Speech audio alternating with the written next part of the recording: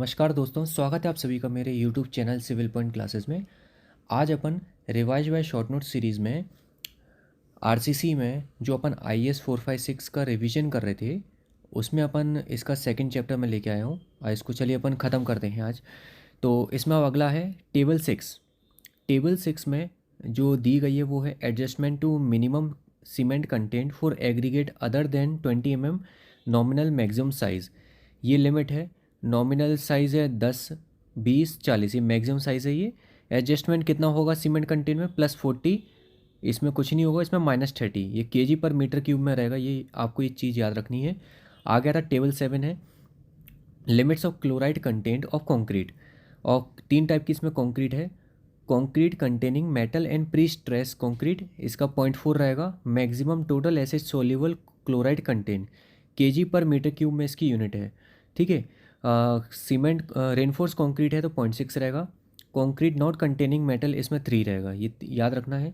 ये इस पे इम्पॉर्टेंट लगाइए, अगला वाला इम्पॉर्टेंट है ये। Concrete in sea water for plain concrete के लिए M20 से ज़्यादा होना चाहिए और रेनफोर्स कंक्रीट के लिए M30 से ज़्यादा होना चाहिए। दोनों याद रखिए, ये किस में, सी वाटर में।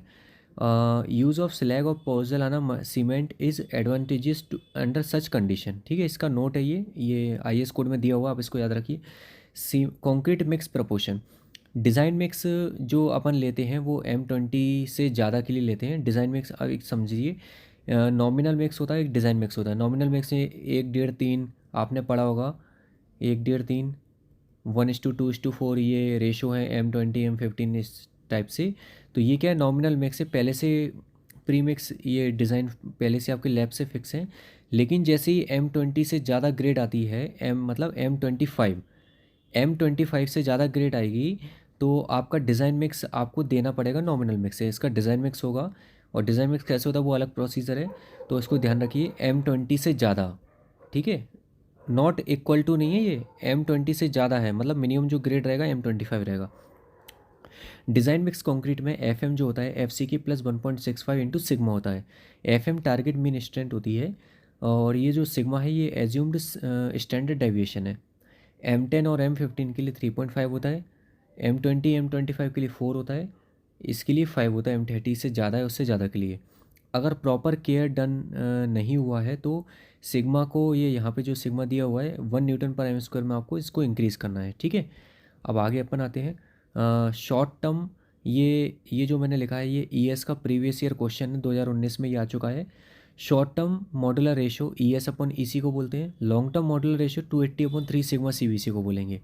ठीक है, ES/EC है तो विदाउट कंसिडरिंग क्रीप इफेक्ट और कंसिडरिंग क्रीप इफेक्ट। अगर क्रीप इफेक्ट को कंसिडर करोगे तो लॉन्ग टर्म मॉडुलर रेशो आएगा, और कंसिडर नहीं करोगे तो शॉर्ट टर्म आएगा। और M increase if creep effect consider, अगर क्रीप इफेक्ट कंसिडर होगा तो M की वैल्यू इंक्रीज होगी, ये याद रखिएगा। और all ingredient of concrete should be using by mass only. ठीक है, ये याद रखिए। और नॉमिनल मिक्स है ये तो आई थिंक आप सभी को मैंने अभी पीछे बताया भी, M20 या उससे कम के लिए नॉमिनल मिक्स देते हैं। M10 के लिए M20 के लिए आपको ये याद होंगे, याद रखिए इसको। बैचिंग जो होती है सीमेंट और एग्रीगेट की बाय मास रहती है, एड मिक्सचर की बाय वॉल्यूम रहती है, वाटर की by volume in calibrated tank. ठीक है, एक्यूरेसी इसमें आगे आते हैं। Accuracy measuring instrument, quantity of cement measure ±2%, और एग्रीगेट ऑफ वाटर के लिए ±3%। नेक्स्ट इस पे इम्पोर्टेंट लगाना, ये इम्पोर्टेंट है। Mixing of concrete, mixing 2 minute से ज़्यादा होना चाहिए। ठीक है, डोजेस कितने होने चाहिए ये आप तीनों याद रखिए। प्लेसिंग में आप याद रखिए हाइट ऑफ फ्री फॉल कितना होगा, 1.5 मीटर से ज़्यादा नहीं होना चाहिए फॉर कंक्रीट के लिए। क्यूरिंग है इसमें इंपॉर्टेंट लगाना। नेक्स्ट 7 डेज़ है किसके लिए, OPC के लिए। 10 डेज़ है मिनिमम एडमिक्सचर के लिए, और यही 7 और 10 की जगह 10 और 14 हो जाएगा। ये वेट कंडीशन में, और ये ड्राई और हॉट कंडीशन में। अगर OPC यूज़ कर रहा हूँ मैं ड्राई और हॉट में तो 10 डेज़ रहेगा, और यहाँ पे मिनरल एडमिक्सचर के लिए 14 डेज़ रहेगा। ठीक है, ये याद रखिएगा।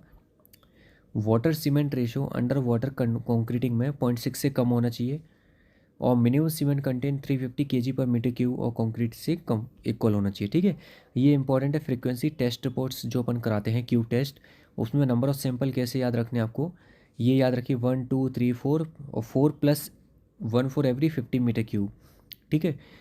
1 से 5 मीटर क्यूब के लिए 1 है, 6 से 15 के लिए 2 है, 16 से 30 के लिए 3 है, 31 से 50 के लिए 4 है, 51 से अबव के लिए 4 + 1 for every 50 metre cube. Suppose that आपका 121 मीटर क्यूब आ रहा है, तो उसको आप 50 + 50 + 21 लिख लेंगे। तो 50 के लिए कितना है 4, तो इसके लिए 4 हो गया। फिर 50 के लिए कितना है, 51 से ज़्यादा है तो 4 तो रहेगा ही रहेगा, और 1 + एवरी 50 मीटर क्यूब, यहाँ पे 1 आ जाएगा, यहाँ 1 आ जाएगा, टोटल कितना हो जाएगा इसके लिए 6, मतलब 6 आपके क्यूब के सैंपल आपकी फ्रीक्वेंसी रहेगी, ठीक है। ये स्टेप से सॉल्व होगा। अब आगे अपन आते हैं, आगे है positive moment reinforcement. Length of development m1/v + L0 होता है। यहाँ L0 centre to centre length होती है, ये डी इफेक्टिव और 12 विच एवर इज़ मैक्सिमम, और वी एस शेयर फोर्स है। ये आपका पेपर में आ चुका है, इसको याद रखिएगा ये चीज़। और आगे है minimum distance between individual wars कितना होता है, हॉरिजॉन्टल डिस्टेंस डाया बार लार्जर या 5 mm course search of aggregate which ever is maximum. ये इंपॉर्टेंट है स्लैब के लिए। आगे maximum distance between bar in tension 3 times और 300 mm, याद रखिएगा ये वाला। और नॉमिनल कवर जो होता है mild moderate severe very severe extreme 20 30 45 50 75, ये आपको यूनिट्स याद रखनी है, mm में रहेंगी। नॉमिनल कवर जो होता है 40 mm से ज़्यादा होना चाहिए, किसके लिए, कॉलम के लिए। अगर डाया 12 mm से कम है कॉलम का, तो मिनिमम साइज़ कितना रहेगा, 200 mm है, और 12 mm से कम है साइज़ रेनफोर्समेंट का। नॉमिनल कवर आपको 25 mm देना है, ठीक है। 40 तो नॉर्मल कंडीशन में रहेगा, अगर ये कंडीशन अकर होती है तो आपको 25 mm देना है। नॉमिनल कवर फुटिंग में 50 mm रहता है। टेंशन रेनफोर्समेंट मिनिमम जो होगी AS/BD = 0.851 याद रखिए, और मैक्सिमम कितनी होगी 0.04। ग्रॉस क्रॉस सेक्शनल एरिया है, ये याद रखिए, ग्रॉस है, B/D, स्मॉल d नहीं है, B/D है, याद रखना, ठीक है। और ऐसे ही कंप्रेशन में मैक्सिमम कितना होगा 0.04, मतलब मैक्सिमम की जो लिमिट है टेंशन और कंप्रेशन में दोनों इक्वल है। साइड रेनफोर्समेंट कितना होगा, अगर 750 से ज़्यादा है तो 0.1% ऑफ वेव एरिया रहेगा। ये जो वेव एरिया रहेगा distribute equally on both side, important है, याद रखना। ये जो जितनी भी चीज़ें बताइए ये प्रीवियस ईयर क्वेश्चन है, ठीक है। आगे टॉप पे देख लेते हैं। क्लियर कवर ये स्लैब के लिए 20, बीम के लिए 25, कॉलम के लिए 40, फुटिंग के लिए 50, ठीक है। IS 456 ने सजेस्ट किया था मिनिमम स्टील इन RCC क्यों प्रोवाइड करते हैं, to avoid the rupture in steel in case of flexural failure occur. ये ES का प्रीवियस ईयर क्वेश्चन है, एज इट इज़ मैंने उठा के रख दिया है, आप इसको देख लीजिएगा। Maximum spacing of share enforcement 0.75D रहेगी वर्टिकल स्ट्रिप के लिए, 1D रहेगी इंक्लाइंड स्ट्रिप के लिए, ठीक है। 300 mm से कम नहीं होनी चाहिए मिनिमम, ठीक है। और minimum share enforcement ASB/BSB > 0.4/87 × FY, याद रखिएगा। ये स्लैब में जो रहेगा मिनिमम रेनफोर्समेंट 0.15 रहेगा 250 के लिए, 0.12 रहेगा किसका 415 और 500 के लिए। मैक्सिमम डाया जो रहेगा स्लैब में, ये इंपॉर्टेंट है, याद रखना, इंपॉर्टेंट है ये, 5 should be less than equal to 1/8 of thickness of slab. Pedestal compression member होता है हुज लीस्ट टर्टल टेंडेंसी, तो इजी आपने पढ़ा ही होगा, बताने की जरूरत नहीं है। कॉलम में लॉन्गिट्यूडनल जो रेनफोर्समेंट होता है 0.8 से 6% के बीच में होता है, और ग्रॉस एरिया का रहेगा, नेट एरिया नहीं रहेगा, ठीक है। नंबर ऑफ लॉन्गिट्यूडनल बार जो होंगे 4 रहेंगे किसके लिए, रेक्टेंगल के लिए, 6 रहेंगे किसके लिए, सर्कुलर के लिए, और हेलिकल के लिए भी 6 रहेंगे। और यहाँ पे जो डाया रहेगा 12 से ज़्यादा होना चाहिए, ठीक है। पेडिस्टल के लिए कितना रहेगा मिनिमम 0.15 और % एरिया। स्पेसिंग और लॉन्गिट्यूडनल बार कितना रहेगा 300 mm से कम। पिच और डाया कितना रहेगा कॉलम में, लीस्ट लेटरल डायमेंशन 16 × 5 स्मॉलेस्ट और 300 mm which ever is minimum. और डाया क्या रहेगा 16 से कम होना चाहिए, और 1/4 ऑफ इससे ज़्यादा होना चाहिए, ठीक है। और हेलिकल के लिए पिच कितनी रहेगी 75 से कम रहेगी, 1/6 ऑफ कोड आया, और 20 mm से ज़्यादा रहेगी विच एवर इज मिनिमम, ठीक है। अब आगे अपन आते हैं, ये आखिरी है पेज इसका, ठीक है। देखिए इफेक्टिव विड्थ ऑफ फ्लेंज, ये इंपॉर्टेंट है, ये पेपर में आती भी है। BF जो रहेगा L 0.6 + 6DA + BW, ये T बीम के लिए रहेगा, ठीक है। और एल बीम के लिए क्या हो जाएगा, इसका हाफ हो जाएगा, क्योंकि टी ये हैगा। अगर मैं ये वाला एरिया हटा दूँ तो मेरा एल बीम बन जाएगा। तो इसका हाफ ले लिए कितना हो जाएगा, L/12। इसका हाफ ले लिए कितना हो जाएगा ये। अब चूंकि बी डब्ल्यू क्या है, वो तो यही है, तो ये सेम रहेगा, ठीक है। याद रख लेने के लिए कि आपको याद हो जाएगा।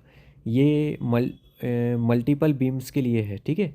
और इसमें जो एल नॉट है वो distance between point of zero moment है, या फिर पॉइंट ऑफ कॉन्ट्राफ्लेक्चर इसको बोलते हैं। और अगर आइसोलेटेड बीम है तो मेरा फॉर्मूला रहेगा ये L0/L0/B+4+BW टी बीम के लिए। और एल के लिए क्या हो जाएगा, एल नॉट का हाफ हो जाएगा, बाकी सब सेम रहेगा, ठीक है। आगे आते हैं कंटिन्यूस बीम के लिए। ये मेरी कैसी बीम है, ये मेरी बीम है मल्टीपल बीम है, ठीक है। सिंपली सपोर्टेड आइस अगर कंटिन्यूस है तो कैसी रहेगी ये, 0.7 एल नॉट रख देंगे, एल ई रख देंगे एल नॉट की जगह। ये यहाँ पे जो एल नॉट है उसकी जगह 0.7 एल ई रख देंगे। अब control of deflection, very very important. Final deflection जो होगा L/250 रहेगा, ये कास्ट लेवल पे रहेगा। और इरेक्शन की बात रहेगा वो कितना रहेगा, स्पान/350 और 20 mm which ever is minimum. याद रखना, कन्फ्यूजन मत हो जाना। फाइनल डिफ्लेक्शन 250 रहेगा आप डिवाइड में, आप 350 मत लगाया ना पेपर में, ठीक है। डिफ्लेक्शन जो होता है स्पान/डेप्थ के रेशियो को बोलते हैं। ये पीएससी में आ भी चुका है और ईएस में भी कई बार आ चुका है ये क्वेश्चन। स्पान/डेप्थ के रेशियो को स्पान/इफेक्टिव डेप्थ अपन निकालते हैं, ठीक है। कैंटिलीवर के लिए 7 रहेगा, सिंपली सपोर्ट के लिए 20 रहेगा, कंटिन्यूस के लिए 26 रहेगा। ये 10 मीटर स्पान के लिए है। अगर 10 मीटर से ज़्यादा हो तो डेल ए मेरा ये हैगा, ये वैल्यू अपन यहाँ रख देंगे, मल्टीप्लाई 10 स्पान के लिए, सिंपली सपोर्टिव बीम और कैंटिलीवर बीम के कंटिन्यूस बीम के लिए, ठीक है। सिलेंडरनेस लिमिट फॉर बीम कितनी रहेगी, 60 B और 250 B²/D which ever is minimum. किसके लिए रहेगी ये, सिंपली सपोर्टेड और कंटिन्यूस के लिए। और कैंटिलीवर के लिए क्या हो जाएगा, 25B और 100 B²/D। ये दोनों चीज़ आप याद रखिएगा, इंपॉर्टेंट है ये, this one and this one. आगे आते हैं सॉलिड स्लैब के लिए, ये इंपॉर्टेंट है, ये सब चीज़ें इंपॉर्टेंट है। इसमें कैसे याद रखना आप देखिए, मैं आपको समझाता हूँ। सॉलिड स्लैब में डिफ्लेक्शन जो रहेगा स्पान/ओवरऑल डेप्थ से निकालेंगे। टू वे स्लैब के लिए अपन निकालते हैं, जिसमें एल शॉर्टर 3.5 मीटर तक रहेगा। और Fe250 के लिए कितना रहता है ये, 35 और 40। सिंपली सपोर्टेड के लिए 35 है, कंटिन्यूस के लिए 40 है। और अगर Fe250 की जगह Fe415 हो गया तो 0.8 का मल्टीप्लाई कर देना इसमें, तो इसका ये आ जाएगा 28 और 32, ठीक है। क्या याद रखना है, 35 40 28 32, ठीक है। 250 के लिए 35 40 है, 415 के लिए 28 32 है। अब आगे अपन आते हैं, आगे है कंप्रेशन मेंबर।